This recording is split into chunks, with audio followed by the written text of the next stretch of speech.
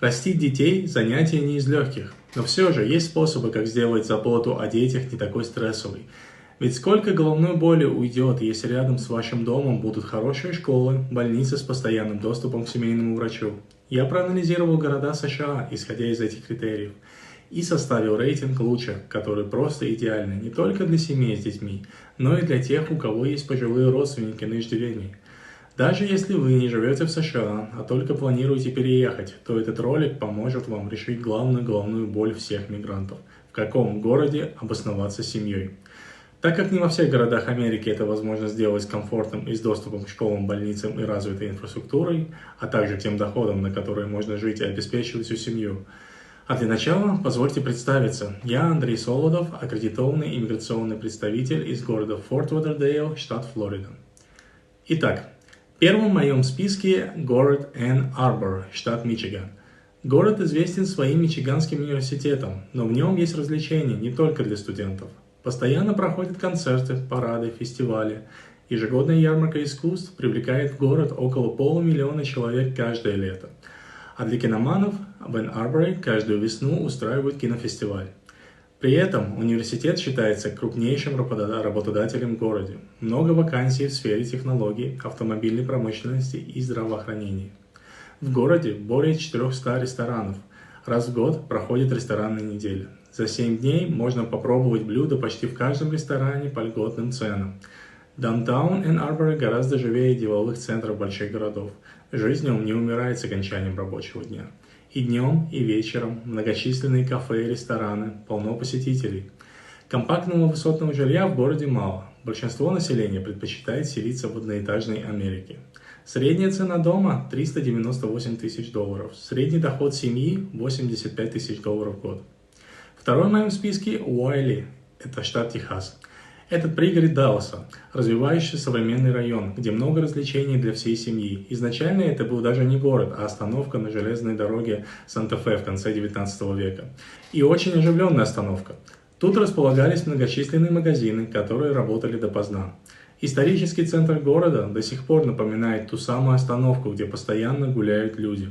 В Уэйли прекрасные школы, 95% из них оцениваются выше среднего, а одна, Уайли High School, даже получила отличную оценку за подготовку своих учеников к колледжу. В городе много домов-поселков для престарелых, также с великолепными отзывами. Скоро в городе откроется большой жилой комплекс для людей старше 55 лет. Средняя цена дома – $399 000 и средний доход – $96 000 в год.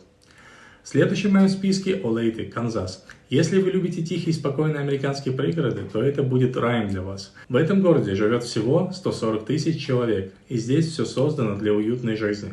Огромное количество парков, магазинов и ресторанов. Все, чтобы вам и вашей семье чувствовать себя безопасно и комфортно.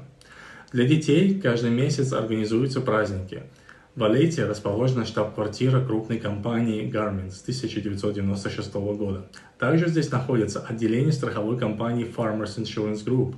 И это отделение является крупнейшим в США. Даже в штаб-квартире в Лос-Анджелесе работает меньше сотрудников, чем здесь. Средняя цена дома – $334 000, средний доход – $95 000 в год. Мейсон, Огайо. А этот город приглянется любителям адреналина и острых ощущений. Мейсон еще называют как самая большая игровая площадка Огайо. Детям тут уж точно не будет скучно. Да и не только детям. 2 огромных тематических парка аттракционов и самые длинные и большие американские горки. На территории Мейсона находится свыше 500 предприятий. Преимущества хай-тек компаний, штаб-квартиры корпораций и предприятия легкой промышленности. Свыше 90 корпораций расположены в 24 корпоративных парках Мейсона, своей штаб-квартиры и производственной мощности. Публичный школьный округ Мейсона регулярно занимает первые места в рейтинге школьных округов штата. Налоги на частную корпоративную недвижимость, размер которых регулируется городским советом, является основным источником финансирования школьного округа. Из-за этого налоги в Мейсоне традиционно выше, чем в среднем в прилегающих населенных пунктах. Средняя цена дома – $345 000, средний доход на год – $114 000. Моррисвилл, Северная Каролина. Это маленький городок с численностью всего 27 000 человек. В Моррисвилле стоимость домов и аренда выше среднего по стране, но и доход на семью тоже выше среднего, примерно $100 000. И это очень хороший показатель, особенно если учитывать, что средний по стране уровень заработной платы 70 тысяч долларов.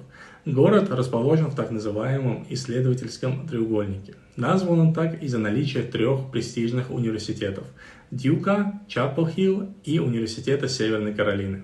В этом городе расположены офисы около 300 компаний, включая IBM, Cisco, Microsoft, Nvidia. Поэтому проблема с образованием и будущим обустройством ваших детей точно не будет. Средняя цена дома 471 тысяча долларов, средний доход семьи 111 тысяч долларов в год. Следующий – Клирфилд, Юта. Это один из самых безопасных городов США, так как это считается военным городом. Если вы любите природу, то вам сюда. Ведь с города открывается захватывающий вид на горы Осач.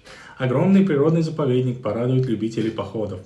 Раз это военный город, то самый крупный работодатель – это база ВВС, вторая по величине в штате. Средняя цена дома – 429 тысяч долларов, средний доход – 68 тысяч долларов в год.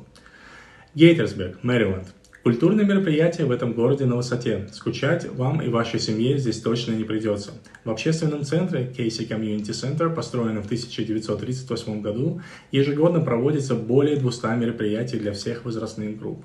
Кинопоказы, фермерский рынок, поэтические вечера, кулинарное шоу.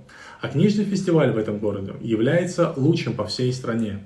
Также здесь появился Центр расширения финансовых возможностей, где могут проконсультироваться по любым вопросам все желающие. В этом центре помогают жителям города погасить свои долги, расскажут, как улучшить кредитный рейтинг, научиться управлять финансами, копить на будущее и прочие важные моменты. Средняя цена дома 491 тысяча долларов, средний доход 98 тысяч долларов в год.